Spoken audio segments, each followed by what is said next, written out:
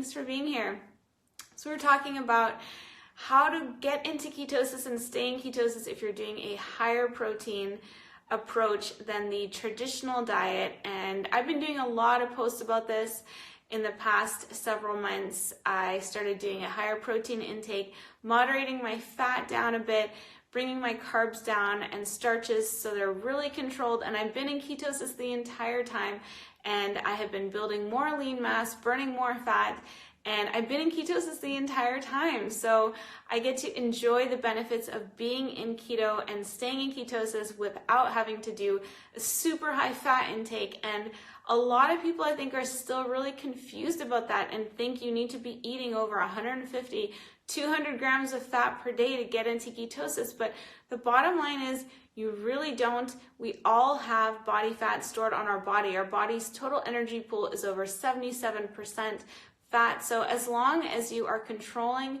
starches, even if you're doing a slightly higher protein intake, you can still not only be in ketosis, but you can actually burn more fat that way than if you're taking in fat.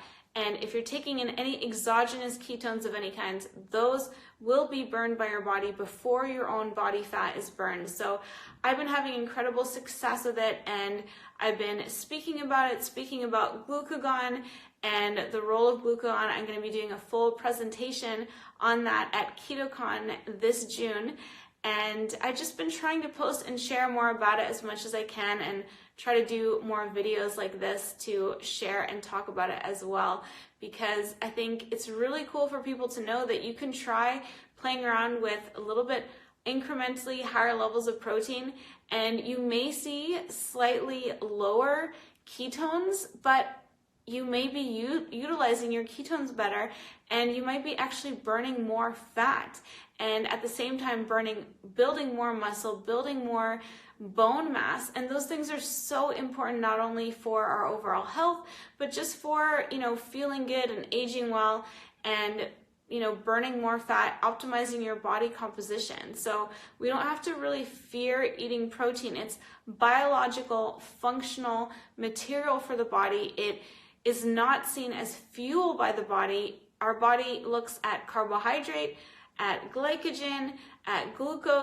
and at fat as energy. It doesn't look to protein as energy. So I was able to eat over 180 grams of protein on several days when I was doing this high protein experiment, and I was in ketosis the entire time. So that's coming from someone who's been doing keto for a while and has been fat fueled for a while, so that probably contributed to it. But I think that testing higher levels of protein on yourself and moderating fat a little bit, if your goal is to burn body fat and build lean muscle and build bone mass, it's something you can try playing with.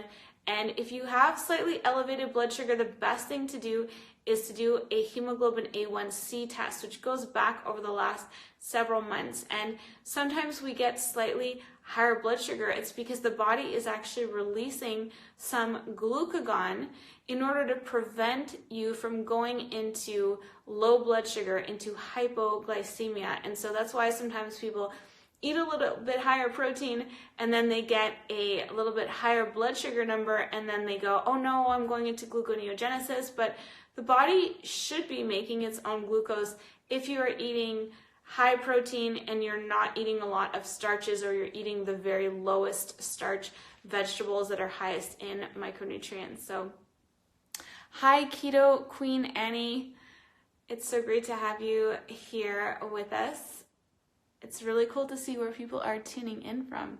So I'm in Prague at the moment, and it's about 4:30 here. It's already dark, and the day is over here. We're getting close to the shortest day of the year, and I was just popping on here to do a little Facebook or Instagram live with all of you to tell you about the podcast interview I just did with Dr. Sean Baker and Zach Bitter, and I'll post about that when it's out. But we're talking all about how to get into ketosis while eating a higher protein intake, and how to maintain ketosis, and how this can help actually burn more body fat, burn more fat, and have higher energy levels, really cool to talk to both of them about it, they're both being sort of high performance athletes and people who do this kind of thing, who do a lot of physical exertion, a lot of physical training, and they're obviously both really strong and athletic, and so we had a really great conversation all about that. So when the episode is out, I'll share it with all of you. I hope that you guys have a great weekend coming up and a fat-fueled weekend, and I'll see you guys all on the next interview. So bye for now.